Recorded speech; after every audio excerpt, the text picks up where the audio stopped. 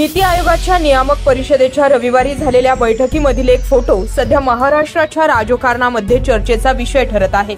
या बैठकीला उपस्थित असणाऱ्या सर्व मुख्यमंत्र्यांसोबत पंतप्रधान नरेंद्र मोदी आणि नीती आयोगाच्या अधिकाऱ्यांचा हा फोटो असून या फोटोत राज्याचे मुख्यमंत्री एकनाथ शिंदे हे अगदी शेवटच्या रांगेत उभे असल्याचं दिसत आहे। याच मुद्द्यावरून राष्ट्रवादी काँग्रेसचे आमदार रोहित पवार यांनी आक्षेप नोंदवल्यानंतर आता शिंदे गटाचे आमदार उदय सामंत यांनी हा फोटो आणि त्या संदर्भात सुरू असलेल्या मान अपमानाच्या चर्चांवर मत व्यक्त केलंय। नीती आयोगाच्या बैठकीनंतर काढण्यात आलेल्या फोटोमध्ये मुख्यमंत्री एकनाथ शिंदे यांना शेवटच्या रांगेत स्थान देणे हा मराठी जनांचा अपमान आहे, अशी प्रतिक्रिया रोहित पवार यांनी दिली आहे। एकनाथ शिंदे हे मोठे नेते आहेत, तसेच ते देशाच्या अर्थव्यवस्थेचे इंजिन असलेल्या महाराष्ट्राचे मुख्यमंत्री आहेत, तरीही त्यांना शेवटच्या रांगेत स्थान देणं योग्य नाही। प्रत्येक मराठी मनाला यामुळे नक्कीच दुःख झाले आहे।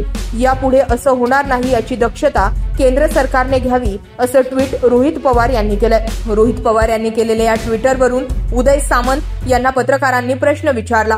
महाराष्ट्राच्या मुख्यमंत्र्यांना अगदी शेवटच्या रांगेत उभं केलं आहे, असं रोहित पवार यांनी फोटो ट्विट करत म्हटलं आहे। असं म्हणत उदय सामंत यांची या विषयावरील प्रतिक्रिया पत्रकारांनी जाणून घेण्याचा प्रयत्न केला। यावर उत्तर देताना उदय सामंत यांनी फोटो बघितल्यावर एक लक्षात येतं की एकनाथ शिंदे केवळ फोटोसाठी तिथे उभे होते, असं म्हटलं आहे। तसंच उदय सामंत यांनी पुढे याच्या अगोदरचा एक प्रसंग मी आपल्याला सांगू इच्छितो, असं म्हणत राष्ट्रपती द्रौपदी मुर्मू यांच्या शपथविधीच्या कार्यक्रमात शिंदे पहिल्या रांगेत होते याची आठवण करून दिली।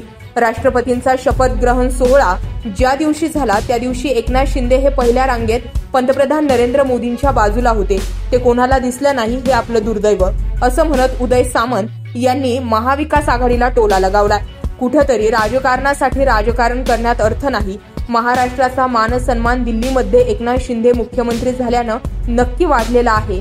त्याची प्रचिती ओबीसी आरक्षणापासून अनेक गोष्टींमधून आली आहे। शिंदेंचा कोणता अपमान केलाय असं मला तरी वाटत नाही, असंही उदय सामंत यांनी म्हटलंय। ब्युरो रिपोर्ट, आपला आवाज।